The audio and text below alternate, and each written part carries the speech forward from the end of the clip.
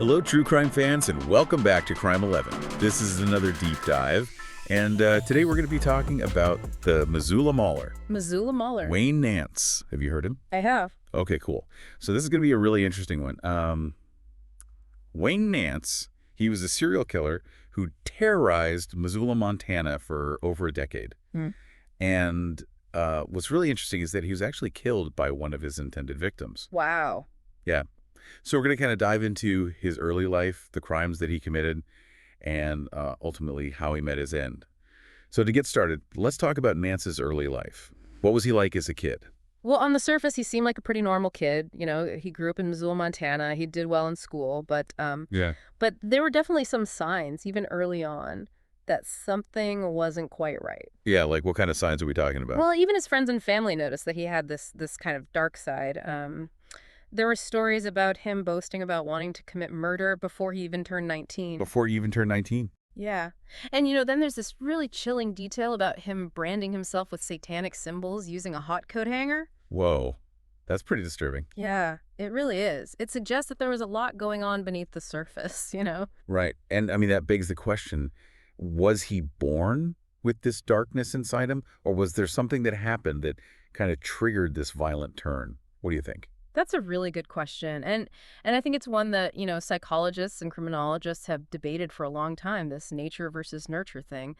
But regardless of the answer, I mean, that act of self-branding, it's a pretty powerful symbol, right? I mean, what do you think it means? Yeah, I mean, it seems like he was maybe trying to, exert some kind of control or, mark himself as different, maybe even powerful. Right. And to deliberately inflict pain on himself, it's disturbing, and it could very well be a sign of a deeper psychological disturbance. For sure. Definitely a red flag looking back. But I guess at the time, no one could have predicted what he would become. So let's move on to 1974. This is when he's believed to have committed his first murder, the murder of Donna Pounds. Yeah.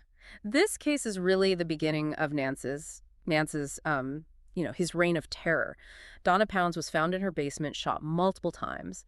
There was evidence of sexual assault, and he used a clothesline to bind her. It was a very brutal crime. Yeah, it sounds horrific. And what makes it even more chilling is that Nance actually knew the Pounds family. He did. He was a friend of the Pounds' son, which meant he knew the layout of their house. He even knew where they kept their gun, which was the murder weapon. Wow. That's incredibly unsettling. So was this premeditated? Did he target her specifically? Well, that's something that investigators have debated for years, and while there was some circumstantial evidence and even some eyewitnesses who placed Nance at the scene of the crime, he was never actually charged with her murder. Yeah. And unfortunately, this is a pattern we're going to see throughout his criminal career, evading capture, always managing to stay one step ahead of the law. It's frustrating, to say the least, especially for the victims' families who are left without answers. Now, shortly after Donna Pounds' murder, Nance joined the U.S. Navy. Do you think that this gave him a way to potentially commit more crimes without being detected? It's definitely possible. Serial killers often use travel and anonymity to their advantage. And when you consider the escalating nature of Nance's violence, it's certainly possible that there are other victims out there that we don't even know about. That's a terrifying thought. So let's move on to 1980. That's when the body of a young woman was found near Missoula. She was nicknamed Betty Beavertail because she was unidentified at the time. Right. And it wasn't until years later, thanks to advances in DNA technology, that she was finally identified as Donna Nelson, a runaway from Seattle. And here's the thing. Nance was actually in Seattle around the time that Donna Nelson disappeared. And remember, he often targeted young women, especially those who were vulnerable, like runaways. It's heartbreaking to think about. And sadly, Betty Beavertail, or Donna as we now know her, wasn't his last unidentified victim. In 1984, another body was discovered, this time a young woman who we now know as Marcela Bachmann. Yes, and get this, Marcela Bachmann had actually been living with Nance. He introduced her to his friends as Robin, and he even claimed that she was from Texas. He was living with his victim. He was very manipulative. Wow. So he was able to integrate his victims into his life and keep them hidden in plain sight. Did anyone ever question him about Robin? Oh, people asked, but he would just lie and say that she had run off. And because he had created this whole fake identity for her, it was easy for him to dismiss those inquiries. It's just so disturbing. So we're starting to see a pattern here. Nance was suspected in multiple murders, but he always seemed to be able to stay one step ahead of the law. And then in 1985, there's a major escalation with the discovery of another victim, Christy Crystal Creek. Yes. Christy Crystal Creek is a really intriguing case because at first, investigators thought that she might be of Asian descent because of some unique dental work that she had. But just like Marcela Bachmann, she remained unidentified for years. It wasn't until 2021, with advancements in DNA technology, that she was finally identified as Janet Lucas from Spokane, Washington. Another young life tragically cut short. It's heartbreaking. And with each case, it seems like the brutality escalated. Tragically, yes. And sadly, Nance's darkest act was still to come. And that act was the Shook family murders in December 1985.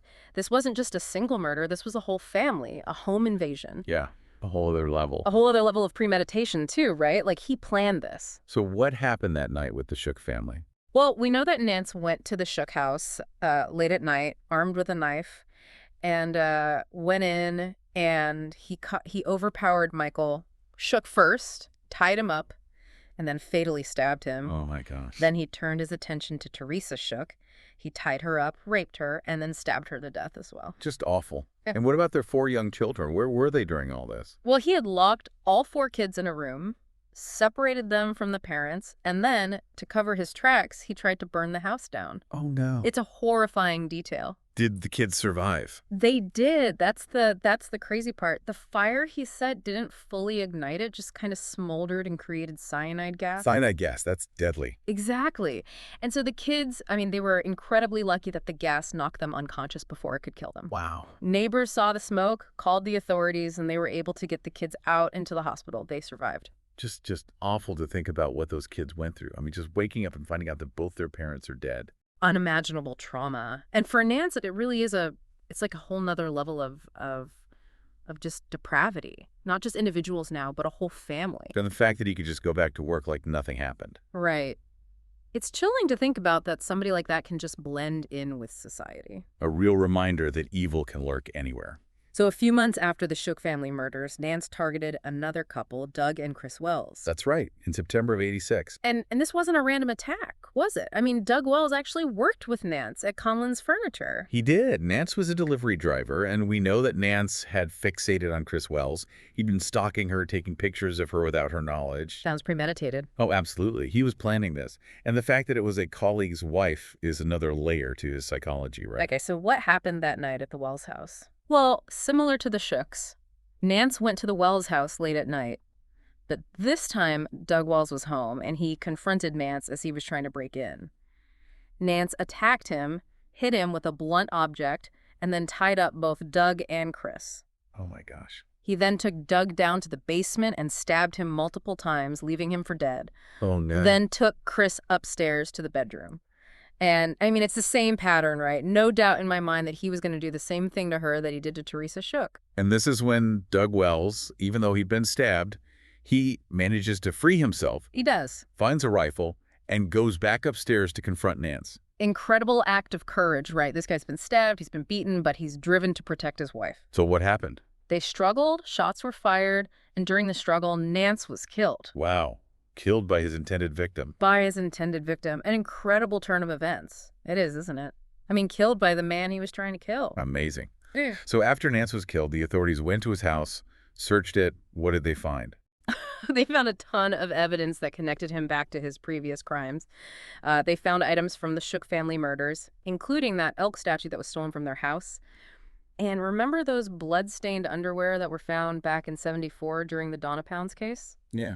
They were finally able to use DNA testing to confirm that the blood was hers, finally connecting Nance to her murder. Oh, after all this. Finally getting some closure. But of course, because he died that night, he was never actually, brought to trial for any of these murders. So there's a lot of questions we'll never have answered, like, were there other victims? What drove him to do all this? Yeah. It's kind of unsettling to think about, He seemed like such an average guy on the surface. Held down a job, had friends, but then he was capable of just this unspeakable cruelty. And that's the scary part, right? That monsters can hide in plain sight. Anybody can have a dark side. We have to be vigilant and, trust our instincts, never ignore those red flags. Absolutely. Well, that's the story of Wayne Nance and Missoula Mauler. Thanks for joining us for this deep dive. We'll be back soon with another case.